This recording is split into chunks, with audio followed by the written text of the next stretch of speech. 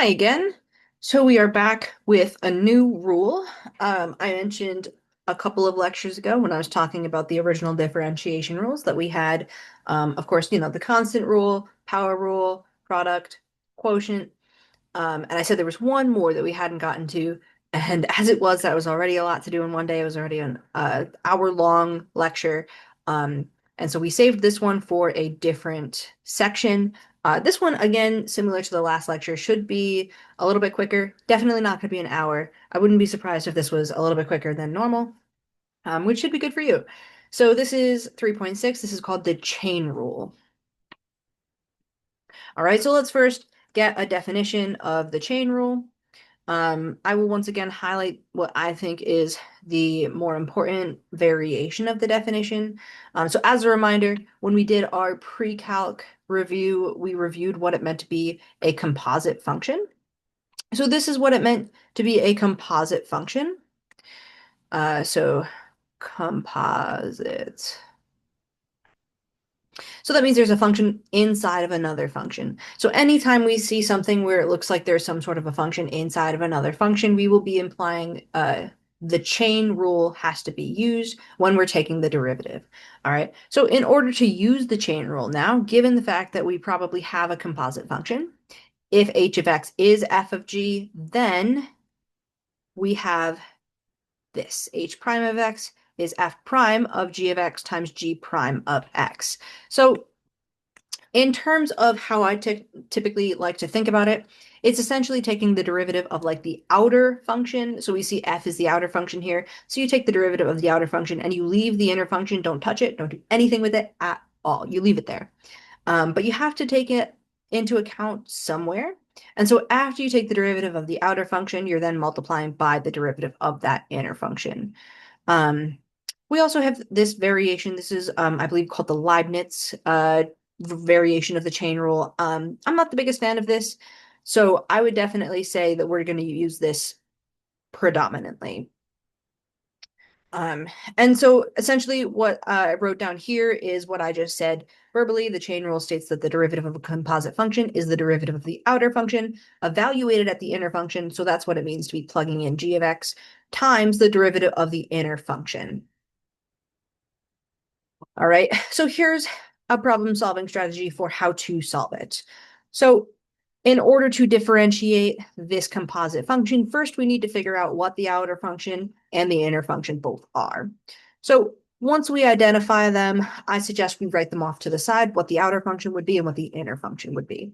Once you get a little bit better at doing it, I'm many years in at this point, I don't take it off to the side and write it down. I just kind of do it in my head. But in the beginning, sometimes it's helpful to write it down just to understand what it is that we're working with.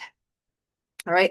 Next step is you're going to take the derivative of the f function, and then you're going to plug g of x back into it to get f prime of g of x. Then you're going to want to take the derivative of your g of x function. And lastly, you're just going to write it as the actual definition of what it means to be the chain rule, to be the derivative of a composite function. All right, so we're going to do a bunch of examples today using the chain rule because I know that the chain rule is often a very difficult concept to grasp. All right, so let's start with this. I mentioned during our differentiation rules that the quotient rule may have had a few other ways of doing it. So one way is actually making it into a chain rule. And sometimes chain rule is easier than quotient rule, especially if you have some crazy looking terms in there or it's really long. Sometimes you don't want to do quotient rule on this thing. So we're going to go ahead and apply the chain rule to this guy. But the key is that the chain rule would work best if it wasn't a fraction. So the first thing that I'm going to do is I'm going to rewrite h of x. So I'm going to say h of x equals, and we remember if we want to move a term, now it's not just a variable, but it's a whole term in parentheses. If we want to move a term to a different part of the fraction, we can negate the exponent. So I'm going to go ahead and move this whole term up into the numerator. When I multiply it by 1, it just stays the same. So this becomes 3x squared plus 1, but then my 2 becomes a negative 2 power. So I'm going to rewrite it like that first, because then what's left in the denominator is just 1, and we don't have to write that. Now it becomes a little bit easier to consider what the chain rule is. So remember, h of x is f of g of x. So we have to consider what the outer function is and what the inner function may be. Sometimes it's a little bit hard to kind of wrap our heads around what we mean by outer and inner function. So if there's any form of an exponent, especially one that's like not easily distributable, if that's a word, not easily applied or anything like that, that will be your outer function. And so I'll say f of x equals, I'm going to pretend like this inside guy doesn't exist, and I'm just going to say x to the whatever that outer thing is, which is a -2. And the reason why I'm ignoring this thing is because that is the inner function. That's my g of x. So anything inside the parentheses, that's why this is a good example, because this is literally an inner function. This tells us that g of x is 3x squared plus 1. It is inside our -2 exponent. All right, so what the chain rule says is we want to take the derivative of f. All right, so we use our regular old power rule for that. So f prime of x is -2 goes down. So that's -2x to the -2 minus 1. That gets more negative, so that's -3. And from there, we're not looking for f prime of x because we know that h prime of x is f prime of g of x times g prime of x. So what we really want is f prime of g of x. We have f prime of x. We know what g of x is, so we can plug g of x into our f of x. So this implies that f prime of g of x equals -2. And then what goes in for x is our g of x function. So that's this entire thing. That's 3x squared plus 1 to this exponent of our -3. So this is f prime of g of x. And we can go ahead and find g prime of x, which is the derivative of this. The derivative of 3x squared is 6x. And the derivative of 1 is just 0, so we're not going to write that. So that tells us that h prime of x is f prime of g of x, which we said was -2, 3x squared plus 1 to the -3, times the derivative of g, which is 6x. So this is the answer. Again, you don't need to necessarily combine it. When I do this in my head, if you're not the type of person that likes to break it down and see it all like this is the way that I like to think about it. Consider this as a kind of crazier version of a regular power rule. So this answer we can very easily get by applying the chain rule. The chain rule says we can use the regular power rule, but then just kind of consider what would happen when we take the derivative of the inside and multiply it by the actual derivative that we just took. So what I mean is we'll apply the power rule first, pretending like the inside thing is just an x. So bring the -2 out front, subtract 1 from the exponent, and leave this thing how it is. So -2 goes out front, subtract 1, you get this whole first term, leaving this how it is. But because this isn't just x, we do have to take that into account. And the way we take that into account is just by multiplying by its derivative. The derivative of 3x squared is just 6x. So if you're not the type of person, again, that likes to write down all of these things, if this maybe makes it a little bit more confusing for you, if you like the way that I just explained it, you don't have to show any of the work. You can just jump right into this answer if you like looking at this as more of a broad power rule type deal.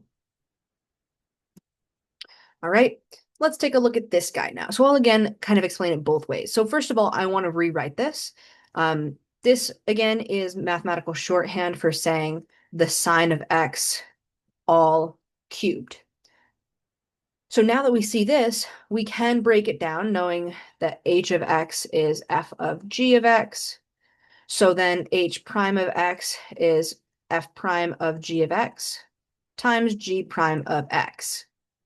So we can create our outer function and our inner function. The outer function will always be the thing with the exponent. The inner function will be the thing inside of the parentheses if we have them. So that tells us that we can consider our outer function, f of x, just the cube. So we'll just say x cube. And then g of x is the inner part of that, which is just our sine of x. So we can take the derivative of f. This is just 3x squared using our regular power rule. But we want f prime evaluated at g of x, so I can just plug g of x in for my x. So I get 3, but g of x is sine of x, so sine of x squared equals f prime of g of x. Now I can take my derivative of g, so g prime of x is, we know from the last lecture that the derivative of sine is just cosine of x, positive. So now we can say h prime of x is f prime of g of x, which we said was 3 sine of x squared times g prime of x, which we just said was cosine of x. And this gives us our answer. I'll once again explain it the way that I kind of think about it, as more of a generalized power rule. So we'll take the 3, bring it out front, leave what's inside, but then subtract 1 from the exponent because that's how the power rule works. So it's 3 sine of x squared. But because the sine of x isn't just x, we do have to take that into account outside of there. So we take that into account by taking the derivative and multiplying it. So the derivative of sine is cosine, therefore we multiply by cosine. That gives us the same exact answer. So that's, again, my way of thinking about it. All right, that's exactly what this says. So this is the power rule for composition of functions. So there's like an actual rule for composition using a power rule, formally written out as such. I think that maybe this is kind of hard to look at. So again, if you kind of think about it the way that I said it, that's what that means. So this is a good idea to have in mind. Now, this of course doesn't apply to all functions because there are certain functions, again, that we haven't necessarily gotten to, some more complicated functions that you've probably seen in pre-calc, like e to the x and a natural log and that type of thing that we'll get to in the next lecture, that does not conform to these rules. But we're just going to talk about the things that do work with these rules for right now. All right, now let's take a look at when we have maybe not an exponent outside, but we have something different in our argument. And a little refresher, the definition of an argument inside of a calculus course, at least, is the term inside of the parentheses attached to like a cosine or a logarithm or something of that form. So I will use the proper definition. So h of x equals, it's f of g of x, eraser, f of g of x. And so we can go ahead and say we know that h prime of x is f prime of g of x times g prime of x. Now, this works a little different again. So our outer function, we really just have to think in terms of like what it looks like. What is the outermost function? And in this case, the thing on the outside is the cosine. So I'll say my f of x function is cosine, and I'll just say it's plain old x, because this is complicated. Which tells me that my inner function, my g of x function, is the thing inside of my parentheses, which is 5x squared. Now I can go ahead and take derivatives of them. So f prime of x is, we remember that the derivative of cosine is negative sine of x, but we don't want the derivative of f, we want the derivative of f evaluated at g of x. So f prime of g of x is, well, g of x is 5x squared, so if we plug this in everywhere we see an x here, what we get is negative sine of 5x squared. Now I can take the derivative of my g function. I get g prime of x equals 10x using our power rule. Therefore, h prime of x is this guy here, negative sine of 5x squared times 10x. That is just the answer, and I'll again explain my way of thinking about it. So in terms of this, now we're not using like the generalized power rule that I just explained. Now it's a little bit more on the trig side of it. So now we again want to take the derivative of our trig function, and we want to pretend like the thing in the parentheses it's just regular, it's just plain, it's just an x, we just want to leave it there. So the derivative of cosine we know is negative sine. So we can just write negative sine of, and then leave whatever it is in the parentheses. It can look as crazy as you want it to, leave it there. But we can't just leave it there because it's not an x. We need to take into account the fact that it's not just an x somewhere, and the place that we do that is by multiplying outside by the derivative of what's inside. So the derivative of 5x squared is 10x, so we can immediately just jump into this answer again if you don't like this here. All right, This is the chain rule for a composition of three functions. So unfortunately, you may see a composition that is many, many, many functions. This is of three functions. So if you see h of f of g, it's essentially the same thing that we just did, but with one extra step. So it works the same exact way. So essentially, if you have a composition of three functions, you're doing h prime of this thing times the derivative of this, except the derivative of this is a composition as well. And so you have to consider that this is another chain rule. And so sometimes you're going to have multiple chain rules within one question. So I don't suggest memorizing this. I just suggest memorizing the idea of the chain rule, and then that'll help you throughout all of the questions that we do. All right, so let's go ahead and try an example that's going to be multiple chain rules within one question. All right, so here we're looking at k of x equals the cosine to the fourth of 7x squared plus 1. Once again, I suggest rewriting this because this is mathematical shorthand. So I'll rewrite this as the cosine of 7x squared plus 1, all to the fourth power. Because now what we see is that we have a fourth power, and then we have a cosine inside of that, and then we have something inside of our cosine. So I'm going to use, since we have this fourth power, first the idea of this generalized power rule. So I'm not going to write down broken up like we did before, but if you would like to, we can break it up very, very easily. So k prime of x equals, so first let's use the generalized power rule here. So 4, bring it out front, keep everything inside. So that's cosine of 7x squared plus 1. Subtract 1 from the exponent, that's 3. All right, not too bad yet. But now we have to take the derivative of that thing inside the parentheses. Well, the derivative of cosine is negative sine.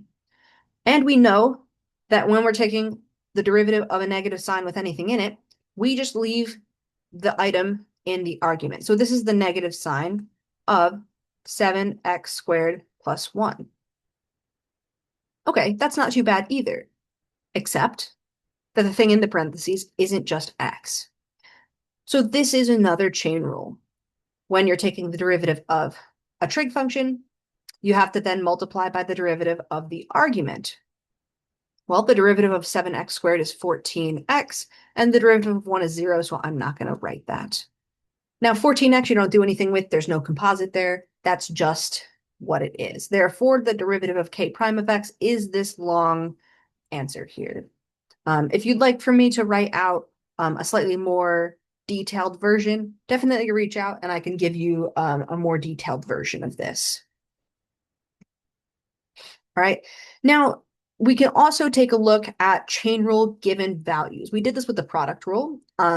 Sometimes we also will want to do it with quotient rule or chain rule just to kind of get a different approach to solving values.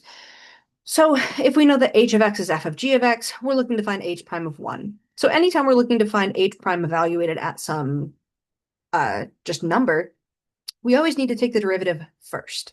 So that means we need to find h prime of x before we can find h prime of 1. Well, we know h prime of x, since this is a composite, is f prime of g of x times g prime of x. Okay, if I need h prime of 1, that means we're just plugging 1 in everywhere we see an x. So this is f prime of g of 1 times g prime of 1. Well, that's not too bad yet. Well, now we need to know what these values are. F prime of g of 1, that looks a little bit complicated, but when we're solving for composition, we always want to start from the inside and work out. So we'll start with g of 1, and we'll see what that is. Well, g of 1 is 4. So because g of 1 is 4, we're just going to substitute 4 for g of 1. So this is f prime of 4 times g prime of 1. Well, f prime of 4 says it's 7. So there's 7, and g prime of 1 says it's 3. Well, 7 times 3 is 21. So again, this one might look really confusing at first because you're not given a function. You're just given a bunch of information. And you might say, I don't know where to start. Well, start by taking the derivative. Well, after you take the derivative, you're looking at h prime of 1. Well, plug 1 in. Oh, well, you're given values. Plug those values in. And then by the time you get to the end, you actually have the answer just by starting with a simple derivative. Alrighty. So that was a really quick lesson today. That was like 20 minutes long. I hope that makes up for the fact that we had an hour long one the other day.